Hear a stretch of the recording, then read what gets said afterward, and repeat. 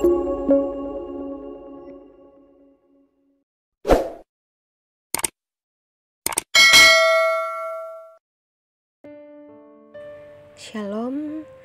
salam sukacita dan damai sejahtera bagi Bapak Ibu, Saudara-saudari yang diberkati oleh Tuhan.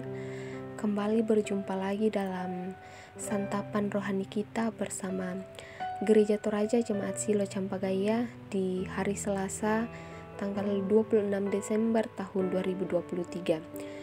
Untuk mengawali setiap aktivitas kita sepanjang hari ini, kita akan bersama-sama membaca dan mendengarkan firman Tuhan. Maka dari itu mari kita berdoa. Bersyukur atas hari karunia-Mu ya Tuhan, kami telah sedia untuk membaca dan merenungkan firman-Mu. Firman-Mu yang tetap terus menuntun langkah kami dalam menjalani kehidupan anugerah Tuhan. Kami mohon Roh Kudus menolong kami untuk memahami dengan benar dan kami hidup menghidupi kebenaran firman-Mu. Ampuni dosa kami, dalam nama Tuhan Yesus kami berdoa. Amin. Bapak, Ibu, Saudara-saudari yang terkasih dalam Tuhan, bacaan kita pada pagi hari ini terambil dari kitab Ibrani pasal 8, ayatnya yang pertama hingga ayatnya yang ke-13. Ibrani pasal 8, ayatnya yang pertama hingga ayatnya yang ke-13.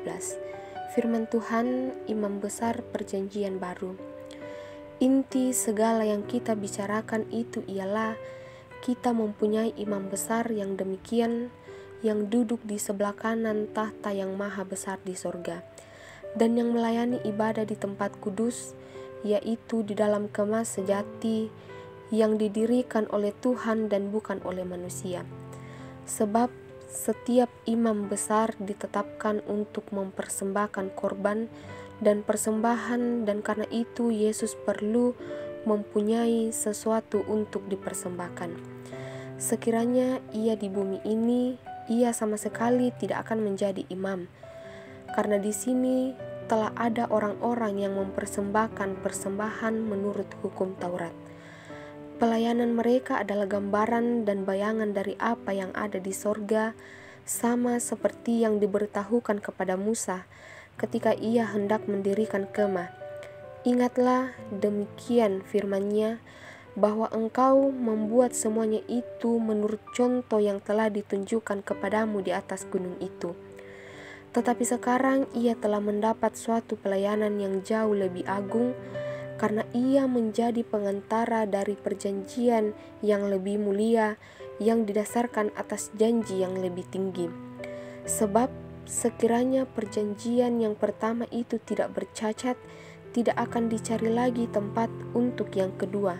Sebab ia menegur mereka ketika ia berkata, sesungguhnya akan datang waktunya, demikianlah firman Tuhan, aku akan mengadakan perjanjian baru dengan kaum Israel dan dengan kaum Yehuda, bukan seperti perjanjian yang telah kau adakan dengan nenek moyang mereka pada waktu aku memegang tangan mereka untuk membawa mereka keluar dari tanah Mesir. Sebab mereka tidak setia kepada perjanjianku dan aku menolak mereka, demikian firman Tuhan. Maka inilah perjanjian yang kuadakan dengan kaum Israel sesudah waktu itu, demikianlah firman Tuhan. Aku akan menaruh hukumku dalam akal budi mereka dan menuliskannya dalam hati mereka. Maka aku akan menjadi Allah mereka dan mereka akan menjadi umatku. Dan mereka tidak akan mengajar lagi sesama warganya atau sesama saudaranya dengan mengatakan, kenallah Tuhan, sebab mereka semua besar kecil akan mengenal aku. Sebab aku akan menaruh belas kasihan terhadap kesalahan mereka dan tidak lagi mengingat dosa-dosa mereka. Oleh karena ia berkata-kata tentang perjanjian yang baru, ia menyatakan yang pertama sebagai perjanjian yang telah menjadi tua, dan apa yang telah menjadi tua dan usang telah dekat kepada kemusnahannya. Amin firman Tuhan. Saat ini kita berada dalam satu tuntunan tema, aku tidak mengingat dosa-dosa mereka. Aku tidak mengingat dosa-dosa mereka.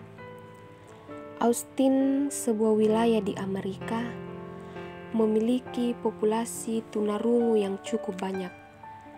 Apa jadinya jika ada banyak oknum tunarungu yang tersandung masalah hukum? Betapa sulit penanganan kasusnya.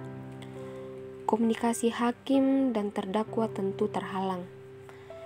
Untunglah ada advokat bernama Amber Farley Elliott yang bersedia menjadi pembela pesakitan tunarungu di depan hakim dan jaksa. Ketidaksempurnaan kita sebagai manusia pun bisa tergambar sebagai terdakwa yang tuli. Yesus sebagai Imam Agung adalah perantara yang sempurna antara kita dan Bapa, dan tidak perlu lagi ada imam manusia lain. Hal ini benar-benar berubah sebab Allah sendiri berjanji untuk menjadi Bapa bagi kita dan kita akan menjadi umat-Nya. Dengan demikian, ini adalah inti kabar dari perjanjian baru. Malahan Allah mengatakan bahwa Ia akan mengampuni dosa-dosa kita dan tidak akan lagi mengingat kesalahan kita. Ia juga berjanji untuk memberikan penggenapan, mengajarkan kita tentang kehendak-Nya. Perjanjian lama berbicara tentang hukum dan aturan yang manusiawi, tetapi perjanjian baru adalah anugerah dan kasih Allah yang tak terbatas. Perjanjian lama mesti selalu dipandang dari kisah penggenapan agung Yesus Kristus. Kemuliaan Allah mewujud dalam diri Yesus sebagai perantara agung yang membawa pengampunan dan pemulihan hubungan kita dengan Allah.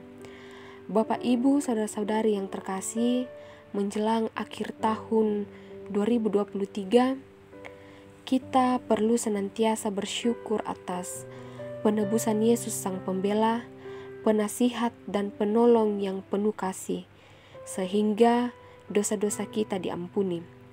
Marilah hidup dalam kebenaran dan sukacita dari perjanjian baru ini, serta menjadi saksi cahaya kasih-Nya bagi dunia yang membutuhkan penebusan dan pengharapan. Amin. Mari kita bersatu di dalam doa. Kita berdoa. Tiada terukur dan terkira kasih setia-Mu dalam kehidupan kami. Oleh sebab itu ya Bapa, kami memohon, ajar kami untuk selalu memikirkan orang-orang di sekitar kami. Ajar kami untuk selalu memperhatikan sesama kami, terlebih mereka yang selalu setia menjadi hamba Tuhan. Biarlah Bapa, di dalam kehidupan kami saling memperhatikan satu dengan yang lain, saling mengasihi agar kasih dan berkat-Mu terus mengalir. Terima kasih Bapa, ajarlah kami untuk mengerti firman-Mu di hari ini, dan kami menyerahkan kehidupan kami sepenuhnya ke dalam tangan pengasihan-Mu sepanjang hari ini. Biarlah ya Bapa, di sepanjang langkah kehidupan kami, sebagai peran kami sebagai orang tua, sebagai anak-anak, bahkan orang tua dalam masa usia lanjut mereka, ajar kami untuk tetap berpengharapan sungguh hanya kepada-Mu. Lindungilah kehidupan kami ya Bapa, hadirlah sebagai teman yang setia yang selalu menopang setiap perjalanan kehidupan kami, agar kami tetap terus dimampukan dan dikuatkan dalam menjalani hari-hari kehidupan kami. Terima kasih Bapa, kami menyerahkan bangsa dan negara kami ke dalam tangan pengasihan-Mu. Biarlah ya Bapa, kehidupan bangsa dan negara kami selalu aman dalam lindungan-Mu. Kehidupan bangsa dan negara kami menjadi bangsa dan negara yang berkenan di hadapan-Mu. Dan biarlah ya Bapa, melalui keberagaman yang ada di tengah-tengah bangsa kami boleh merasakan damai sejahtera. Ini kehidupan kami Bapa, ambil alih seluruh kehidupan kami yang kami bawa dan pertaruhkan di dalam nama Tuhan kami, Yesus Kristus. Itulah Tuhan dan Juru Selamat kami yang hidup. Haleluya. Amin. Demikianlah santapan rohani kita di pagi hari ini. Shalom, sampai berjumpa kembali di santapan rohani kita selanjutnya. Tuhan Yesus memberkati.